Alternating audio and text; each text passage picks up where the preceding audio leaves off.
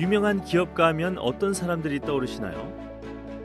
애플의 창업자 스티브 잡스와 스티브 워즈니악, 마이크로소프트의 빌 게이츠, 페이스북의 마크 주커버그, 구글의 레리 페이지와 세르게이 브린과 같이 10대 후반, 20대 초중반에 미국에서 창업한 사람들이 생각나지 않나요?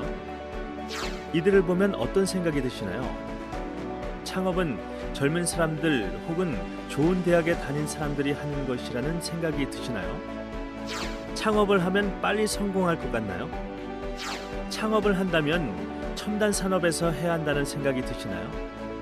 아니면 저들은 우리와 같은 일반인이 가지지 못한 특별한 능력을 가지고 있을 것 같나요? 기업가는 영어로 엔트레프레너, 기업가 정신은 엔트레프레너십입니다. 이 단어의 어근을 살펴보면 엔트레는 틈새, 사이를 뜻하고 프레다는 시도하다, 잡다의 의미를 가지고 있습니다. 즉, 기업가는 기회를 잡는 사람, 기회를 잡기 위해 시도하는 사람이라고 할 수 있습니다. 이렇다 보니 기업가는 위험을 기꺼이 감수하고 새로운 분야에 도전하고 계획과 전략을 잘 세울 듯한 이미지를 줍니다. 그리고 젊은 나이에 빨리 성공할 것 같은 인상을 줍니다. 그래서 기업가는 위험을 즐기는 도박사나 위험 추구자처럼 묘사되기도 합니다. 하지만 현실은 다릅니다. 기업가는 위험을 최대한 줄이려 노력을 합니다. 계획과 전략 수립도 그다지 뛰어나지 않습니다. 그저 현재 벌어지는 상황에 적응합니다. 린 스타트업 방법론의 기본 철학을 제시한 스티브 블랭크 교수는 어떤 계획도 고객을 만나면 모두 수정해야 한다고 말했습니다. 다음 주에 실행할 수 있는 완벽한 계획보다는 지금 당장 실행할 수 있는 계획이 더 훌륭하다라는 명언을 남긴 2차 세계대전의 영웅 조지 패튼 장군의 말처럼 계획의 모든 변수를 다 넣을 수 없기 때문에 핵심에 기반한 임기응변이 중요합니다. 2차 세계대전에서 독일과의 전쟁을 승리로 이끈 미국의 아이젠하워도 전투를 준비할 때 항상 계획은 쓸모없다는 점을 발견했습니다. 비록 계획 대부분이 쓸모없다 하더라도 계획을 수립하는 역량은 필수입니다. 다시 말해서 계획을 적시에 고칠 수 있도록 매 순간 적응해야 한다는 것입니다. 스티브 잡스, 빌 게이츠, 마크 주커버그와 같은 창업자들은 자신이 창업한 기업이 증시에 상장되면서 젊은 나이에 엄청난 부를 이루었습니다. 그렇다면 창업 기업이 증시에 상장되기까지 얼마나 걸릴까요? 중소벤처기업부의 2021년 TIPS 기업 성과에 대한 보도 자료에 따르면 코스닥의 경우 약 14년이 걸리는 것으로 나타났습니다.